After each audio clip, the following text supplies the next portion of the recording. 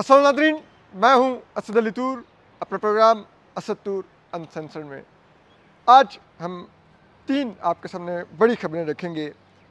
एक तो ये है कि चीफ जस्टिस कादी फाइसा जो आज से एक रोज़ बाद सुप्रीम कोर्ट की जान छोड़ देंगे, वो उनका बाद अज़ रिटायरमेंट क्या प्लान्स हैं उनके, ये हम आपको एक्सक्लूसिवली बताएंगे कि वो यहाँ से निकल कर कहाँ पर जाएंगे और क्या करेंगे आने वाले दिनों में, ये हम आपसे शेयर करेंगे।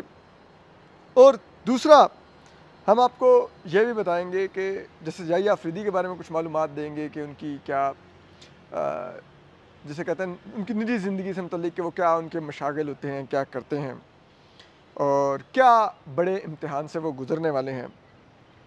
इसके अलावा जस्टिस मंसूर अली शाह ने भी एक बड़ा फ़ैसला लिया है और ये वो ज़िंदगी में दूसरी दफ़ा करने जा रहे हैं, या कह लें कि आप अपने जुडिशल कैरियर में वो दूसरी दफ़ा करने जा रहे हैं, जो हम आपसे शेयर करेंगे। तो इस सब पर आपको ज़रा मालूमात देंगे। तो चलिए सबसे पहले शुरू करते हैं। किससे शुरू करें? ओके, जस्टिस या अफरीदी से शुरू करते हैं।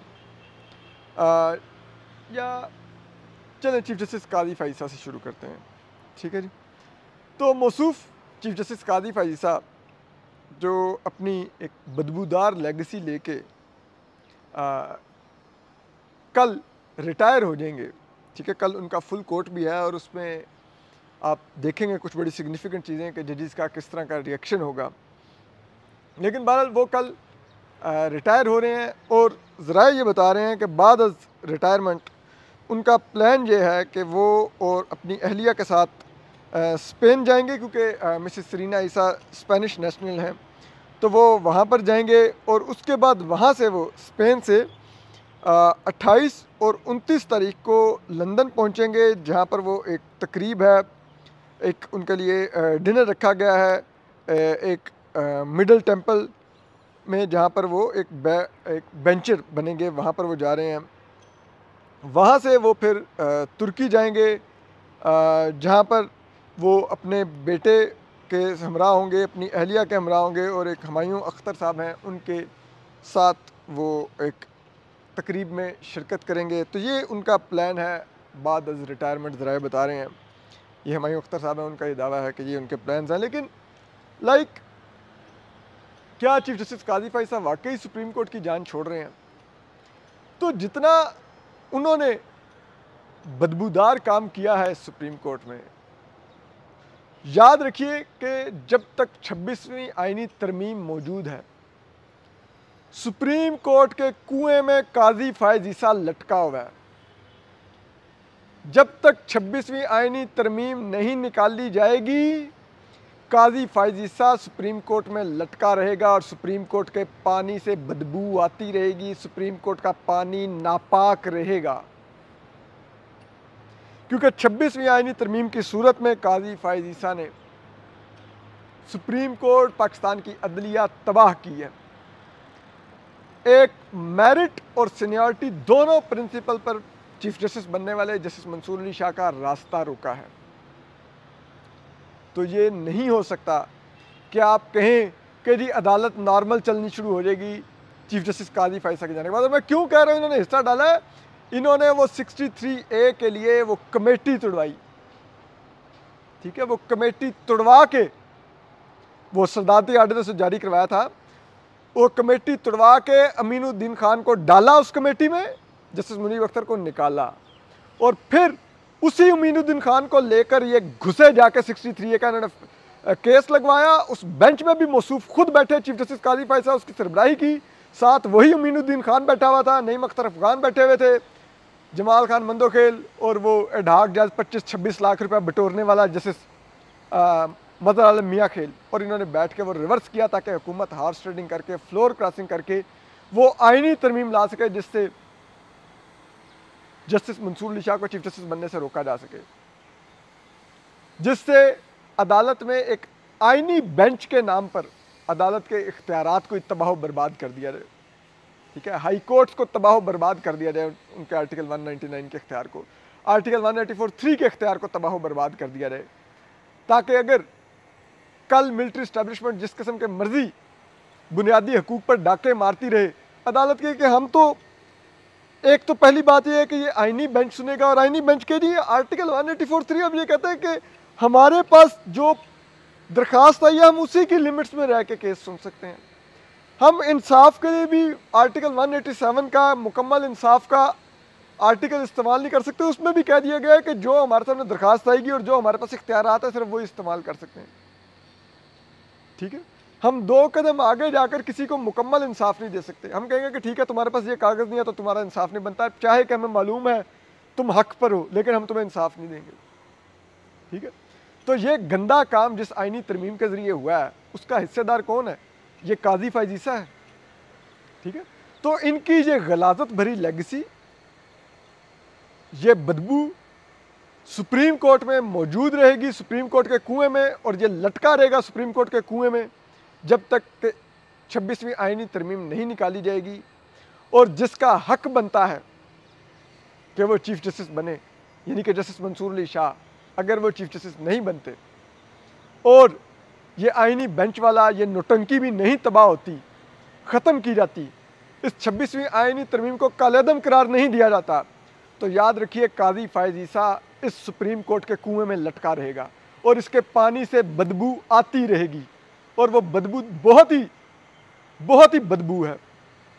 ठीक है, तो बहरहाल अब बहुत से आईनी माहिरीन भी कह रहे हैं कि ये जो आईनी बेंच वाला मामला है ये तो ना एक नॉन स्टार्टर है, चल ही नहीं सकता, और ये आपको मैक्सिमम 5 से 6 माह में इस आईनी बेंच के नौटंकी को ख़त्म करना होगा।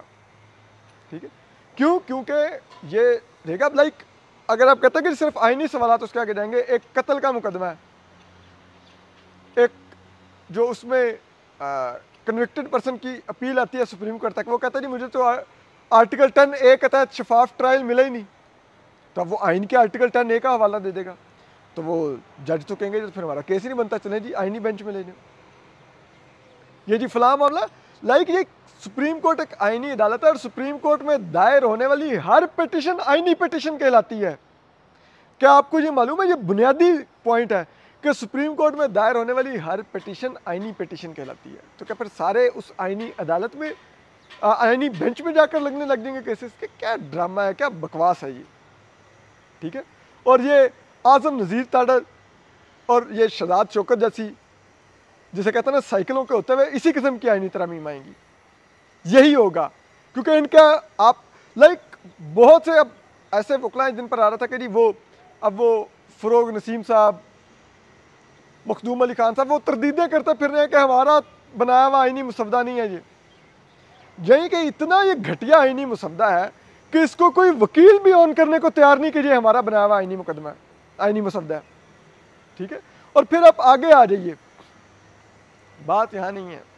ठीक है, कि अब तो अक़वाम मुत्तहिदा की इंसानी हकूक़ का जो कमेटी है उसके सरबराह ने कह दिया है कि भाई पाकिस्तान में 26वीं आईनी तरमीम करके बुनियादी हकूक़ और पाकिस्तान की अदलिया के निज़ाम को, जिसे कहते हैं ना, कमज़ोर कर दिया गया, तबाह बर्बाद कर दिया गया। जो आलमी तमाम वो अदलिया की और आप कह लें वकला की एक जो नुमाइंदा तंजीम है, ICJ if I am not wrong के कौन है, उनकी तरफ से भी यही आया कि भाई ये पाकिस्तान में अदालती निज़ाम पर बहुत बड़ा हमला किया गया 26वीं आईनी तरमीम करके। यानी कि आलमी तौर पे भी हमारी अदलिया की पहले ही रैंकिंग में हमको 139वें 40वें नंबर पर, अब तो साख ही ख़त्म होगी, तबाह कर दिया इन लोगों ने। और ये बैठ के ये क्रेडिट लेंगे इस आईनी तरमीम का, इस गलीज़ आईनी तरमीम का, जिसमें इस काजी फ़ाइज़ ईसा का हिस्सा है, इस चीफ जस्टिस का, तो फिर समझिए तबाह है सब। तो बहरहाल, लेकिन अब सब इसमें बहुत बड़ी जिम्मेदारी जस्टिस याहिया अफरीदी पर आयद होगी।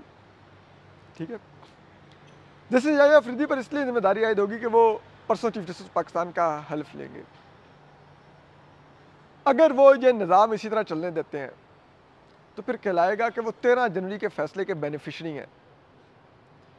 वो सीनियरिटी और मेरिट पर चीफ जस्टिस तैनात नहीं हुए, उनको इस्टेब्लिशमेंट और इस्टेब्लिशमेंट की फॉर्म 47 की पहनाई हुई शलवारें पहनाई हुई जो हुकूमत है उसने, जो लास्टिक की शलवारें उन्होंने पहनाई हुई हैं फार्म 47 की, उस हुकूमत ने उनको तैनात किया है। वो अपने मेरिट और सीनियरिटी पर नहीं आए। तो ये अब उनका काम होगा, वो किस तरह करेंगे। ठीक है, उनके बारे में जो बताया जाता है वो ये है कि बड़ा उनका वो एक अपने आप को रखते हैं, चंद उनके करीबी दोस्त हैं जस्टिस अतन मिल्ला और जस्टिस मंसूर अली शाह।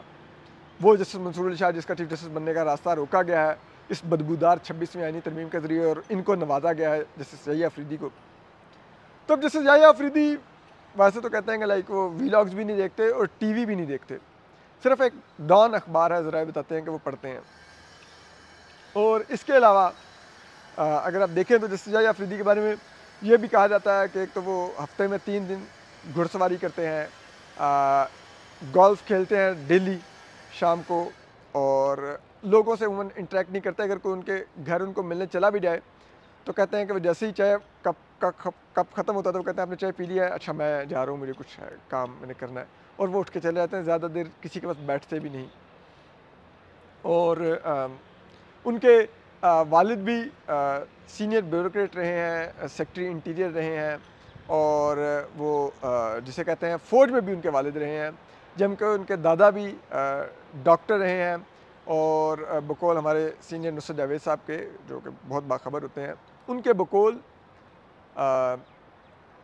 ये जस्टिस याहिया अफरीदी के जो दादा हैं वो इमरान खान साहब के जो नाना थे जनरल बरकी, वो जो डॉक्टर थे, उनके बहुत करीबी जिसे रहे हैं, दोस्त रहे हैं, उनके क्लास फेलो रहे हैं। तो अब देखते हैं, बस खैर इसमें खैर इमरान खान साहब को इस बुनियाद पर कोई जस्टिस याहिया अफरीदी रिलीफ नहीं देंगे।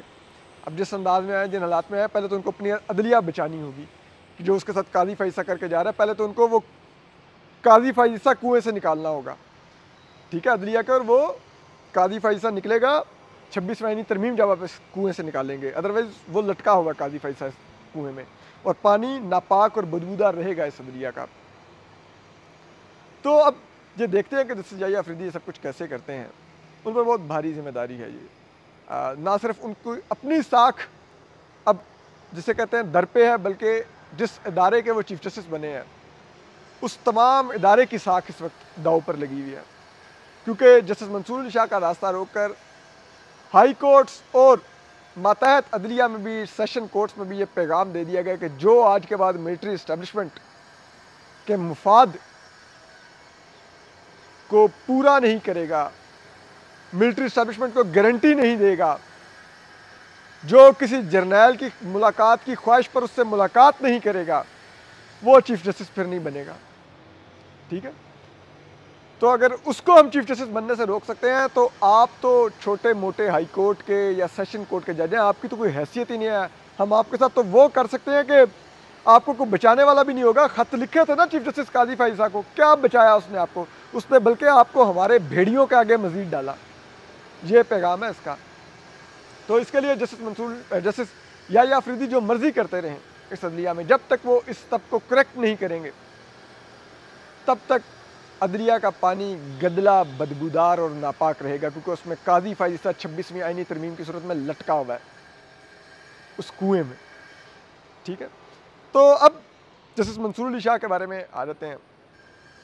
टू बी वेरी ऑनेस्ट, जो उन्होंने जनरल कमरुद्दीन बाजवा को जब उनकी एक्सटेंशन का केस था तो जो 6 महीने का इल्लीगल कवर दिया था उनकी एक्सटेंशन को, उसके वजह मैं कभी भी जस्टिस मंसूर अली शाह का उस तरह से फ़ैन नहीं हूँ, लेकिन ही इज़ ए फाइन जज। उनके अदालती फ़ैसले, उनकी ज्यूरिस्प्रूडेंस बहुत बेहतर है रिलेटिवली इस टाइम सुप्रीम कोर्ट में मौजूद तमाम जजेस के निस्बत। और ऐसे जज का, और फिर वो सीनियरिटी की बुनियाद पे चीफ जस्टिस भी बनता हो। चीफ जस्टिस ना बनना पाकिस्तान की अदलिया की सबसे बड़ी बदकिस्मती है, सबसे बड़ा अलमिया है। मुझे आज अफसोस होता है जस्टिस मंसूर अली शाह को देखकर। उनको मैं सोच रहा था रात को, लिटरली मेरा दिल ख़राब हो रहा था कि लाइक वाई यार, he deserve to be a chief justice of Pakistan. सिर्फ इतनी सी बात पर के उन्होंने फ़ौज को कोई मुलाकात नहीं की, कोई एश्योरेंस नहीं दी इस हुकूमत को क्योंकि अपनी फार्म 47 की लास्टिक की शलवारें बचानी हैं, तो उन्होंने पाकिस्तान का अदालती निज़ाम ही कर दिया, तबाह कर दिया। एक रिफॉर्मर्स चीफ जस्टिस को, जो रिफॉर्म्स का वो लेके जहन आ रहा था, उसको चीफ जस्टिस बनने से रोक दिया, सिर्फ इसलिए कि डर था कि हमने फॉर्म 47 की लास्टिक की शलवारें पहनी हुई हैं और ये चीफ जस्टिस आ गया तो शायद वो उतर ना जाए। क्या ये पाकिस्तान में रह गया? इतने छोटे, इतने शॉर्ट साइटेड हमारी अनाओं के फैसले हैं, और फिर भी इस हुकूमत ने सर्वाइव फिर भी नहीं 5 साल करना। लेकिन क्या हमें मिला ये करके? और फिर जो नुसरत जावेद साहब की खबर है, जो कि हमें पहले से भी बताया जा रहा था कि JJF की तरह बता रहे थे कि बिलावल भुट्टो साहब ने मौलाना फजल रहमान साहब को कमिटमेंट दी है कि चीफ जस्टिस मंसूर अली शाह होंगे। अब इसमें PTI की भी एक ज्यादती है, जो नुसरत जावेद साहब की खबर के मुताबिक कि PTI को अगर वो कमेटी में आती तो PTI के 3 लोग, पीपल्स पार्टी के 3 वोट और जिसे कहते हैं JJF का 1 वोट, ये जाते जस्टिस मंसूर अली शाह के लिए कि उनको चीफ जस्टिस बनाया जाए। 1 वोट की इनको कमी होती 2/3 अक्सरियत में, लेकिन ये एक आधा वोट और भी पूरा कर लेते और ये 8 हो जाते। MKM को कर लेते या नून के किसी एक बंदे को कन्विंस कर लेते। लेकिन PTI के ना जाने की वजह से भी वो वोट पूरे ना हो सके, और फिर पीपल्स पार्टी ने देखा कि ओके फाइन, अब क्या करें, हम नून का रास्ता तो नहीं रोक सकते और फैसला तो आज रात करना ही करना है, तो वो उस तरफ चले गए। तो ये PTI को भी सोचना होगा कि वो हर चीज़ का बायकॉट ये नहीं कर रहे, वहाँ पे नहीं जा रहे, ये नहीं कर रहे। उन्होंने भी क्या किया इसमें? तो जस्टिस मंसूर अली शाह ने, अब अगर आप देखें उनको, उनका कैरियर देखें, इज़ अ फाइन जज। सिर्फ इस बुनियाद पर उनके साथ इतनी बड़ी ज़्यादती कर देना, मेरे ख्याल में इससे बड़ा जुर्म ये पार्लियामेंट नहीं कर सकती पाकिस्तान के साथ, ये हुकूमत नहीं पाकिस्तान के साथ कर सकती, पाकिस्तान के शहरियों के साथ कर सकती। ये कह रहे हैं हम अदालती निज़ाम में इस्लाहात लाएँ, अदालती निज़ाम को तो आपने तबाह किया है। इस्लाहात अगर लाते तो शायद जस्टिस मंसूर अली शाह लाते, वो ऑटोमेटेड सिस्टम कर देते, केसेस फिक्सेशन का सब कुछ वगैरह, तो क्या अब होता। लेकिन बहरहाल अब हमारी एक खबर की तस्दीक भी हो रही है, जो अंसार अब्बासी साहब ने भी आज की है द न्यूज़ में, कि हुकूमत फंस गई है कि वो जुडिशल कमीशन ऑफ पाकिस्तान का इजलास नहीं बुला सकती, तो आईनी बेंच की तश्कील भी नहीं हो सकती, तो ये मामला खटाई में पड़ गया है। तो अब हम एक और ख़बर दे दें जिससे मंसूर अली शाह ने बहुत बड़ा फ़ैसला लिया है, वो ये है कि जस्टिस मंसूर अली शाह आज उम्रे के लिए रवाना हो जाएंगे सऊदी अरब। तो इसका मतलब है वो कल चीफ जस्टिस कादी फ़ैसा के जो अलविदाई फुल कोर्ट रेफरेंस है उसमें नहीं बैठे होंगे। अब आपको एक चीज़ बताएं, जस्टिस मंसूर अली शाह ने ये दूसरी दफ़ा फ़ैसला किया है। पहली दफ़ा उन्होंने साकिब निसार जो साबिक चीफ जस्टिस थे, उनके फुल कोर्ट रेफरेंस, जो उनका अलविदाई रेफरेंस था, उसमें जस्टिस मंसूर अली शाह नहीं आए थे। और क्यों नहीं आए थे? कि उन्होंने रेफरेंस जारी होने से कुछ दिन पहले एक अपना इख्तलाफी नोट जारी किया था कि जस्टिस साकिब निसार ने जो पेशावर में सुप्रीम कोर्ट रजिस्ट्री में बेंच प्रिजाइड करते हुए जो जस्टिस कादी फ़ैसा को अपने बेंच से निकाला था, वो गैर आइनी और गैर कानूनी और सुप्रीम कोर्ट के रूल्स की खिलाफ वर्जी था। इसलिए मैं जस्टिस साकिब निसार के उस दिन के बाद के फ़ैसलों पर दस्तखत नहीं करता होता। ये जस्टिस मंसूर अली शाह की पोजीशन थी, और उन्होंने जस्टिस साकिब निसार के फुल कोर्ट रेफरेंस में भी आने से इनकार कर दिया था। और जिस जस्टिस कादी फ़ैसा के लिए उन्होंने ये पोजीशन ली थी, आज हालात ऐसे हुए कि आज वो उस जस्टिस कादी फ़ैसा के भी अलविदाई फुल कोर्ट रेफरेंस में शिरकत नहीं कर रहे। और देखिए कि वो हज़रत अली ने कहा था कि जिस पर एहसान करो उसके शर से बचो, तो कादी फ़ैसा हज़रत अली के उस बयान करदा कौल पर पूरा उतरे हैं कि ये वो शर है जिसने उसी जस्टिस मंसूर अली शाह की पीठ में छुरा घोंपा जो इनके लिए जस्टिस साकिब निसार से लड़ा, जो इनके लिए जस्टिस उमर अता बंदयाल से लड़ा, जिसने जस्टिस उमर अता बंदयाल को अक़लियत में बदल दिया। आपको पता है जस्टिस उमर अता बंदयाल जब जस्टिस कादी फ़ैसा का रेफरेंस का केस सुन रहे थे ओपन कोर्ट में, तो वो चीफ जस्टिस बनने वाले थे, और सुप्रीम कोर्ट में उम्र होता है कि जजेस जो इनकमिंग चीफ जस्टिस होता है उससे बना के रखते हैं, क्योंकि उनको पता होता है कि ये चीफ जस्टिस बन जाएगा तो हमें अच्छे अच्छे केसेस देगा, अच्छे अच्छे बेंचेस देगा, अच्छे अच्छे बेंचेस में हमें सरबराह बनाएगा, और अगर हमने इसे बना के ना रखी तो हमें खुड्डे लाइन लगा देगा, हमें बिजली के मीटरों के और 3-3 मरले के प्लाटों के केस हमारे आगे लगेंगे। तो वो बना के रखते हैं, ठीक है। लेकिन जस्टिस मंसूर अली शाह ने इतना मैनूवर किया जस्टिस काजी फाइसा को बचाने के लिए उस रेफरेंस में कि उन्होंने जजेस को इनकमिंग चीफ जस्टिस को अबेंडन करने पर उनको उनके से इख्तलाफ पर मजबूर कर दिया और जस्टिस उमर ता बंदयाल अकलियत में चले गए। और जब वो अकलियत में वो फैसला सुनाए जा रहे थे तो वो चीफ जस्टिस भी बन चुके थे, उसके बावजूद जजेस उनके साथ नहीं आए। जजेस जस्टिस मंसूर अली शाह के साथ गए, जिनके अभी चीफ जस्टिस बनने में 4-5 साल रहते थे। उस जस्टिस मंसूर अली शाह की पीठ में छुरा घुमा चीफ जस्टिस काजी फाइसा ने। क्या कमा के जा रहे हैं आज सुप्रीम कोर्ट से, क्या कमा के जा रहे हैं सुप्रीम कोर्ट से चीफ जस्टिस काजी फाइसा। तो बहरहाल हम आपको अपडेट करते रहेंगे। अपना ख्याल रखिए। अल्लाह हाफ़िज़।